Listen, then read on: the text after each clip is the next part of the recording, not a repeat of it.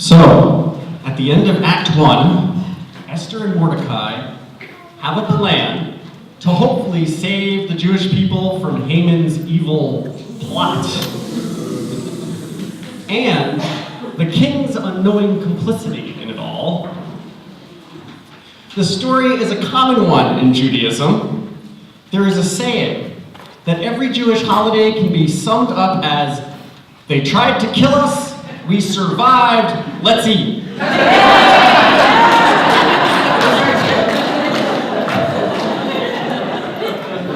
There was a story of my Jewish family's survival told around the dinner table.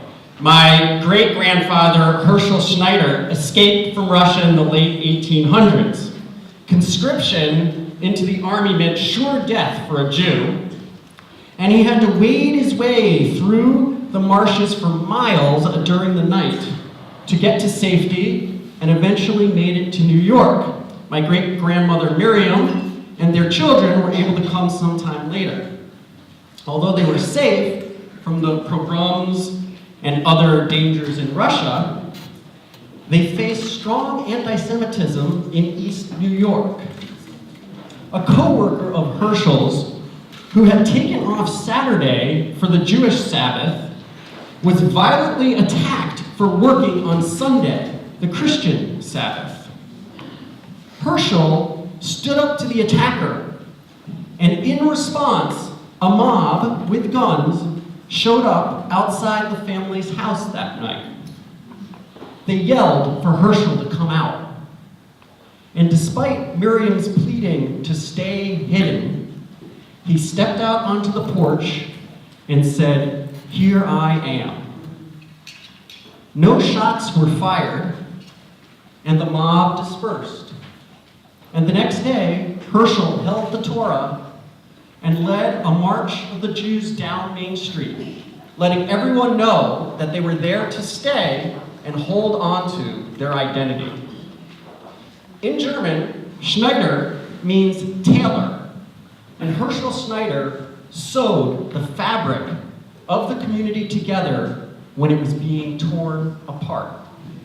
In our Purim story, when Mordecai hears of the decree to kill all the Jews, he tears his clothes and protests at the wall of the palace.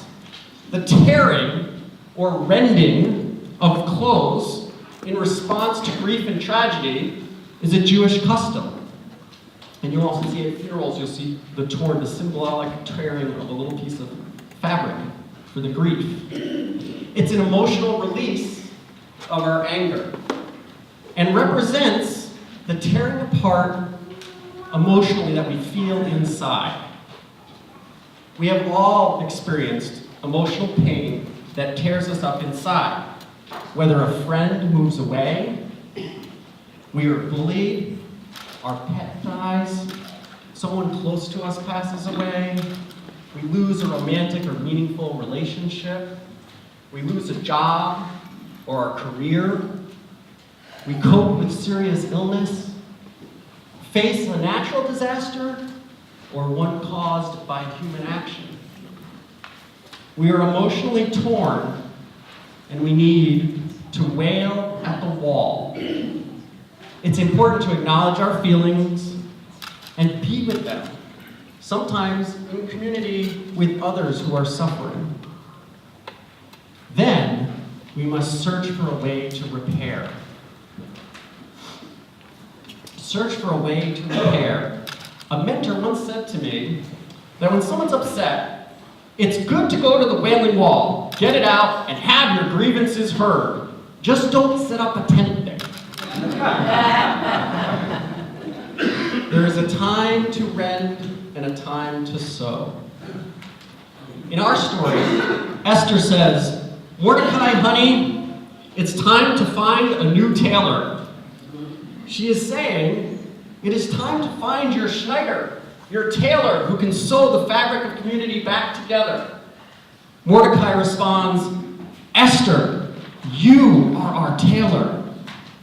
You must save your people. You are our hope in the face of despair." Esther's original name was actually Hadassah, which means myrtle, a Jewish symbol of love and marriage.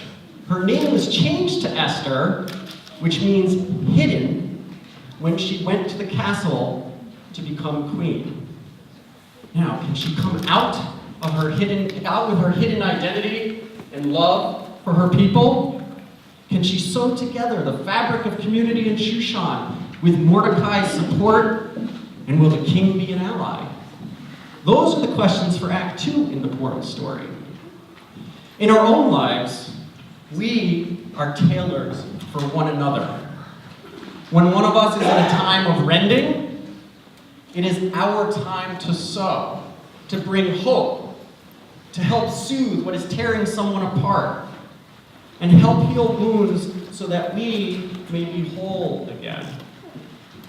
That is the whole Megillah. Being there for each other, in our families, in our congregation, with our neighbors near and far. And also being a Schneider, a tailor for ourselves, sewing a new image that reimagines who we are after the tearing. Who we are when love, not fear, have revealed our identity.